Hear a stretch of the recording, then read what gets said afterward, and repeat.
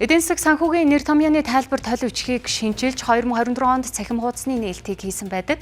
Тэгвэл тайлбар толийг тасралтгүй сайжруулах зорилгоор Монгол банк санхүүгийн зохицуулах хороо, санхүү эдийн засгийг сургуулах хамтран эдийн засаг санхүүгийн нэр томьёоны тайлбар толь өнгөрсөн одоо ирээдүй хилцүүлгийг зохион байгуулжээ. Толь бичиг нь 11 бүлэг 3650 орчим англи, монгол нэр томьёоны тайлбараас бүрджээ.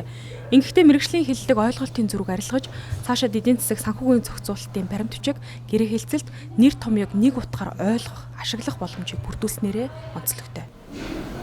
Тэгээ нэр томьёо бол 3 янзаар төлөвшдөг. Нэгдүгээрт шууд гадаад үгээр нь олон улсын нэр том. Одоо компьютер гэхэд хаалгын хэмж ойлгоно жишээлбэл. Нэг хэсэг нь анхнаасаа зөв нэр томьёо ногоод олоод донцсон явдлаа.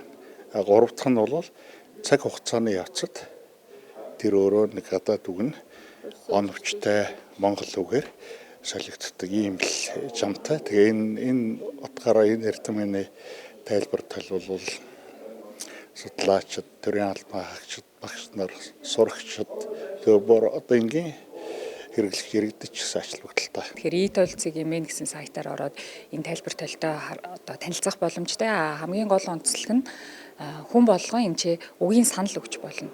Үгийн орчуулгыг, эсвэл арийнхын тайлбарыг ойлгомжгүй байна, эсвэл зас сайжруулъя, эсвэл шинэ үг оруулъя гэсэн ийм санал өгөх боломжтой. Тэгэхээр 3 байгууллагын төлөөлөл удирдалтаа нэг удаа саналыг аваад энэ өөрчлөлтүүдийг хийгээд явах нь бол энэ тайлбар толь бичгийн хамгийн гол онцлог байгаа.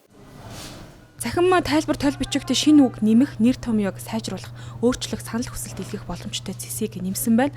Ийхүү тухайн тайлбар толийг шинжлэх ажлыг нэг удаагийн төдий бас тасралтгүй үргэлжлэх, хэрэглэгчдийн оролцоог нэмэгдүүлэхэд анхаарна гэлээ. Мөн агуулгыг нь улам баяжуулж, олон улсын жишгт нийцүүлэх, хамтын ажиллагааны боломжуудыг хилцүүлэхийн үеэр тусгасан байна.